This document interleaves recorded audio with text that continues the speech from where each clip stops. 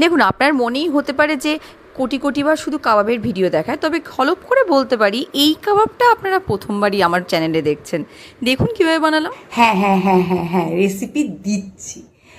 আসলে আমি যেটা বলার জন্য এসেছি সেটা হচ্ছে যে এই যে আমার ডায়েট চলাকালীন যে অয়েল ফ্রি, বাটার ফ্রি, ময়দা ফ্রি, এয়ার ফ্রায়ারে খুব অল্প পরিশ্রমে যে রেসিপিগুলো আমি বানাচ্ছি সেগুলোতে আপনারা অসম্ভব ভালোবাসা দিচ্ছেন, খুব পছন্দও করছেন, অনেকে জিজ্ঞাসাও করছেন। ভেবেছি এটা নিয়ে একটা সিরিজই বানিয়ে ফেলবো, এয়ার ফ্রায়ার সিরিজ। আর এই সিরিজটা বানাবার জন্য এই রেসিপিটা আমি প্রথম রাখছি। আর আপনাদের ভালো লাগলে ডেফিনেটলি এটা আরও কন্টিনিউয়েশন করব। ডাক্তার বারণ করেছে অয়েল, সুগার আর ময়দা না খেতে, ওয়েট কমাতে। সুস্বাদু খাবার খেতে বারণ করেনি, তো সেটা তো খাবোই। আর সাথে আপনাদেরও দেখাবো কি করে বানিয়ে খাচ্ছি। ঠিক আছে, চলুন এবার রেসিপিটা দেখা যায়। আমি কিন্তু বেশি ঝক্কি ঝামেলা করে রান্না করাটা একদমই পছন্দ করি না, তাই যতটা শর্টকাটে, যতটা তাড়াতাড়ি রান্না করা যায় ঠিক ততখানি ফাঁকিবাজি করেই আমি রান্নাটা করি। যেহেতু টক দইটা এটার মেন ইনগ্রিডিয়েন্টস, তাই 3 ঘন্টা এরকম টক দইটাকে জল ঝরাতে রেখে দিন।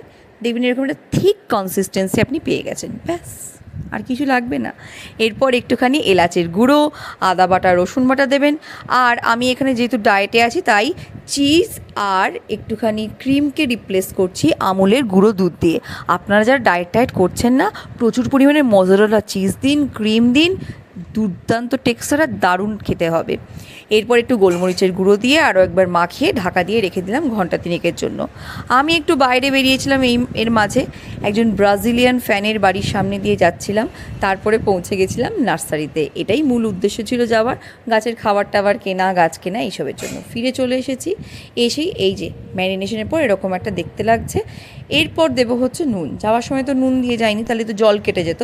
এখন একটু নুন দিয়ে জাস্ট আর একবার মেখে নিচ্ছি। এরপর এয়ার ফ্রায়ারে আপনি তেল, বাটার যা খুশি গ্রিস করুন। আমি যেহেতু এগুলো সব অ্যাভয়েড করছি তাই কিচ্ছু গ্রিস না করে, ওপর থেকে কোনো তেল বাটার না দিয়ে সিম্পলি 180 ডিগ্রি টেম্পারেচারে 10 মিনিট রেখে দিয়েছি। দুটো পিঠ 10 মিনিট করে করলেই আপনি উপহারে পাবেন এই রকম একটা সুন্দর কাবাব। আর যখন আপনি উল্টাবেন তখন একটু বাটার গ্রিস করে নেবেন, খুব সফট অ্যান্ড জুসি হয়। আমিও যদি এইসব করিনি, কিন্তু আমার কাবাবটা যথেষ্ট জুসি এবং সফটই ছিল। কেমন লাগলো জানান, কমেন্ট করুন। ভালো লাগলে আরও নতুন নতুন রেসিপি ট্রাই করার উৎসাহ পাবো। দেখা হচ্ছে পরের একটা ভিডিওতে খুব তাড়াতাড়ি।